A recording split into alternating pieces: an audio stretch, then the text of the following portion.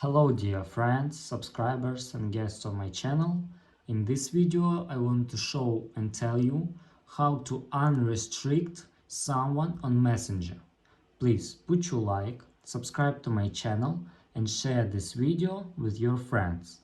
Let's get started. So, first we need to go to Messenger.